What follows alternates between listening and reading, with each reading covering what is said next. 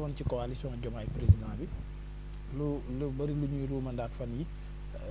par rapport ak gisee bu éventuel gisee yu amoon entre le président Macky Sall ak président Ousmane Sonko et Diomaye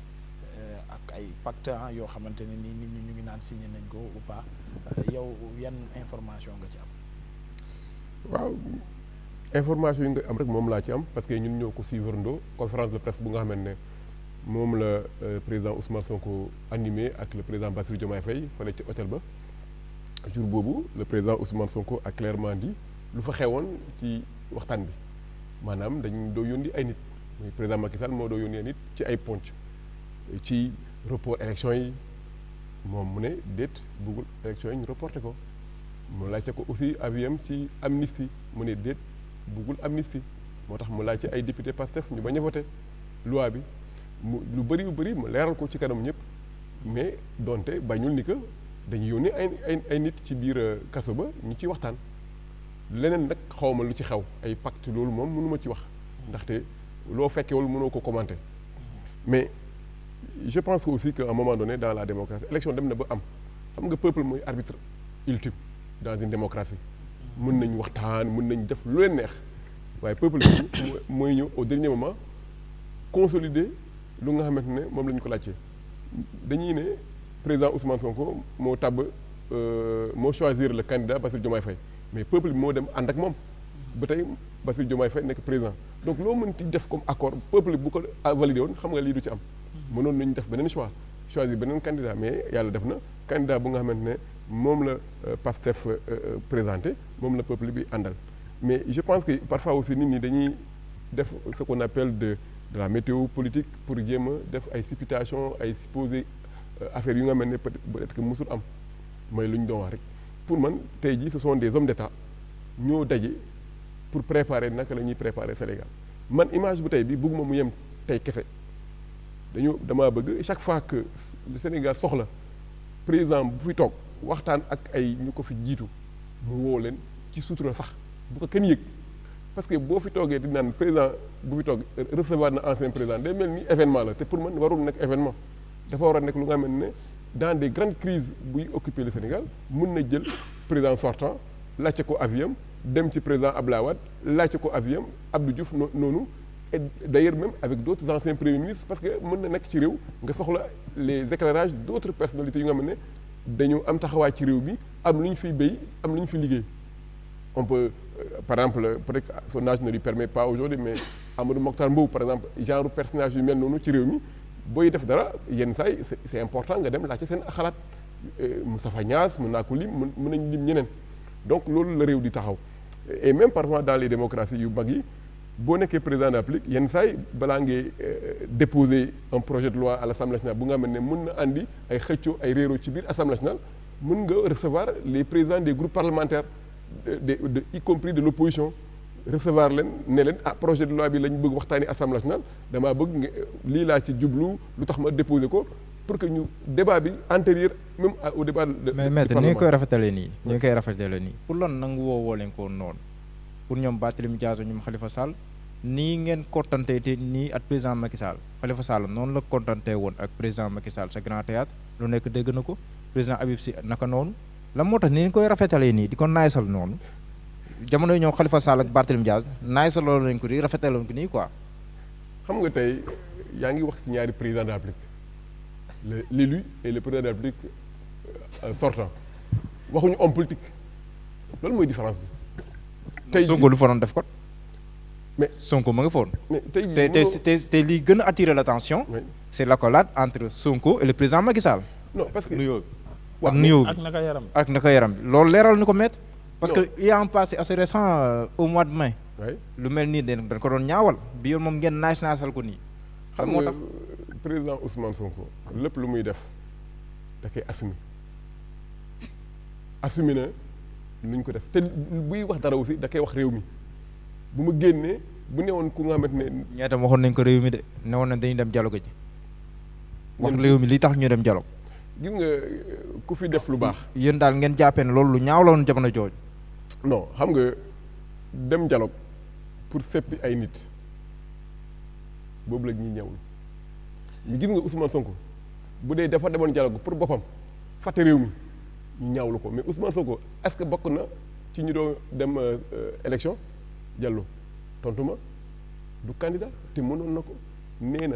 su neewoon wii nañu reporter pour moom mu bokk Karim Wade bokk élection yi tey duñ ko am kon bu boobaa tey Bassirou Diomaye Faye du nekk président de la République du Sénégal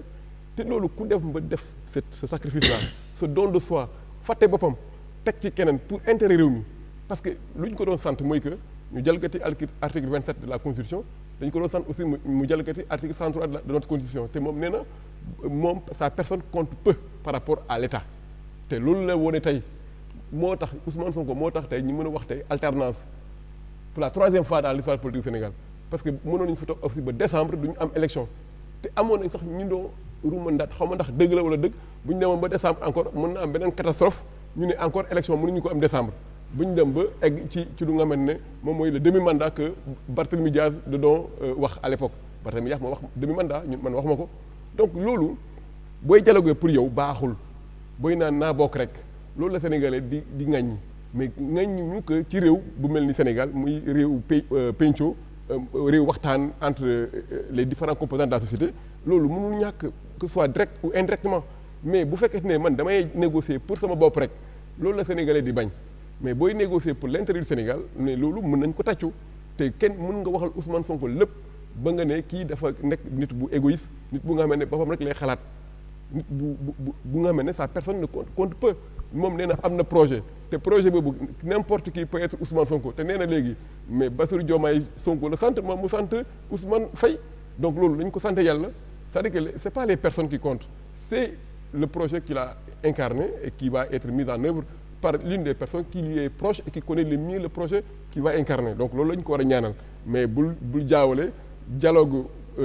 waa taxawu Sénégal ak bu lu nga xam ne tey ci réew mi la ñuy xalaat pour naka la ñu koy pacifier parce que yàlla def na léegi réew mi ci loxo Bassirou Diomaye Faye la nekk donc moom moo am la grandeur d'esprit aussi xam ne mënoon na xaar ba le 2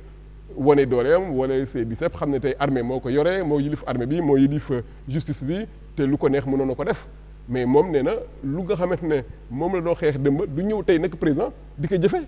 loolu il y aura encore les gens comme moi ñu nga xam ne on est contre l'injustice bu ko defee rek ñu jàmmaarloo ak moom encore ci loolu parce que dañu fal pour mettre le pays véritablement dans les règles avec vraiment une politique de gentleman parce que politique du xëccoo voilà beneen laaj aussi bu nga xam ne waxoon ma ko ci l'emploi que le président Macky Sall a accepté de la France man su ma sañoon su ma nekkoon le président Macky Sall j'allais décliner l'offre de Macron parce que ñun nag suñu première personne de l'État mu servir ñu pendant 12 ans du pare di servir le peuple sénégalais dem di servir beneen peuple man Macky Sall sincèrement. te yow président France servir na Sénégal. mais il est le président des Français mais il a servi également le peuple sénégalais. oui mais man Macky Sall dama ko doon séntu comme président de l'Union africaine président secrétaire général des Nations Unies. pour maintenant je le dis pas pour yenn wax yi mais dafay baax aussi suñu président sortant parce que image bu ñu ama relation bu ñu yàgg am ak France donte dafa war a nekk pacifique mais notre président de la République quand même c'est une institution au plus haut sommet toog nii rek président Macron taxaw ne voilà le président Macky Sall et voilà ñu tàcc ko man personnellement su ma nekkoon le président Macky Sall je pourrais servir le monde la démocratie africaine autrement à travers les conférences et puis demain si le monde a besoin de lui dans les Nations Unies wala dans l'Union africaine mu servir ko man sama point de vue c'est ce point là exclure sax mettre sur pied une fondation pour lutter contre voilà pourquoi pas pour la cohésion sociale le dialogue des peuples ak yooyu noonu man loolu laa gën a foofu laa koy xaaree parce que jeunesse africaine dafa soxla ay repères voilà te ñun Sénégal dafa am lu nga mel ne mën nañ ko exporter au reste du monde et notamment à nos pays de la sous-région yu nga mel ne parfois malheureusement yaa ngi doon def comparaison entre Bassirou Diomaye Faye ak yeneen présidents yu nga mel ne ci yeneen anam antidémocratique la ñuy ñëwee ci nguur donte peut-être il y a des raisons qui les ont poussés à def ko du ma ko commenter mais mënoo comparer donc le Sénégal a quelque chose à vendre au monde et donc Macky Sall peu ou prou dafa am la nga xamante ne def na ko ci réew mi mais bu ko mënee au-delà du pouvoir parce que il faut qu'on rassure les présidents en exercice ñu bañ a ragal ñàkk nguur parce que ragal ñàkk nguur gi moo leen yóbbee ci modification des constitutions bugg def ay troisième mandat yu nga xam ne am ñu ci droit ba xëccoo yi di am ba ci ay bakkan di ci roccu parce que tey jii on peut regretter quand même les morts qui ont eu lieu parce que lii mënoon na ñàkk. Donc vraiment man le régime qui va être mis en place à partir du 2 avril erreur yu nga xamante ne mosoon na am Sénégal bu mu amaat yu amoon 2012 bu mu amaat yu amoon 2021 2022 2023 bu mu amaat loolu mooy suñu responsabilité et en premier chef le président Bassirou Diomaye Faye et le président Ousmane Sonko parce que ce sont eux les locomotives de cette coalition et qui sont élus à la tête du pays et on attend d'eux vraiment des actes très forts pour redresser le pays parce que pays gis nga attente bi dafa rëy ci réew mi ñu bëri dañu jàpp ni que tey jii Bassirou Diomaye Faye nekk na président problème Sénégal réglé na déet il faut qu'on se mette au travail qu'on retrousse les manches dem jaamaarloo avec les problèmes bañ leen daw xam ne aujourd'hui le pays est composé à plus de 65% que des jeunes ñu nga xam ne ñu bëri am ñu xëy boo gisee Dakar sax avant Kaolack moo amoon ay Jakarta mais léegi Dakar foo dugg rek am na Jakarta donc daanaka loolu mooy emploi bu gën a dox Sénégal te c'est pas formalisé amul retraite amul dara donc dañu war a problème yooyu la ñu war a jaamaarloo on est élu pour ça voilà donc loolu dafay baax image yu mel ni continuer mais dans le cadre d'un travail de plein exercice que le président Faye doit mettre sur pied dans les meilleurs délais parce que président Abdoulaye Wade lu mu amoon délai de grâce président Macky Sall lu mu amoon délai de grâce ma ragal naa régime actuel bi du am délai de grâce parce que lu ñuy xaar moo bëri. D'accord. waaw donc loolu c'est un défi à relever et Inch'Allah nous faisons entièrement confiance au président Faye et au président Ousmane Sonko de diriger ce pays-là comme de bons chefs. Inch'Allah. ñoom ñaar xam nga réew moom gis nga on parle d'aujourd'hui de diminuer les pouvoirs du président de la République te Bassirou Diomaye Faye moo ko théorisé réew mi boo jëlee pouvoir concentré ko dans les mains d'un seul homme loolu mooy andi dérive yu mel nii et je pense que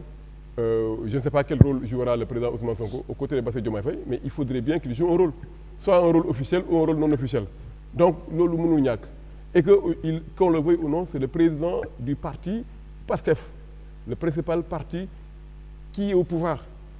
donc laboratoire même des idées du parti donc du régime parce que xam nañu dans une démocratie on sait que le parti politique joue un rôle extrêmement important dans la gestion de l'État à côté donc moom moo ko dirigé donc le parlement qui est mis en place il y a des députés du PASTEF qui est leur chef c'est Ousmane Sonko c'est pas une chefferie hiérarchique mais par rapport à l'appartenance politique donc kooku mënoo ko génne indirectement dans la gestion de l'État donc rôle bu muy am nag ñoom ñooy xool ban rôle la mën a jouer soit un conseil spécial soit il aura une institution à gérer mais loolu lu ñuy xoolaat la mais tout le monde sait très bien que aux côtés de Bassirou Diomaye Faye il aura un des premiers conseils qui s'appellera Ousmane Sonko incontestablement loolu mënul ñàkk. merci beaucoup maître laataa ñuy gën a yaatal waxtaan wi ñu nuyu partenaires yi rek ki nga xamante ni moom mooy BNDE di banque bu am solo bi nga xamante ni moo leen di gunge ci émission bu mag bi la ñu ngi leen di jaajëfal bu baax a baax mais également Tuma Delis traiteur nekk Wakaam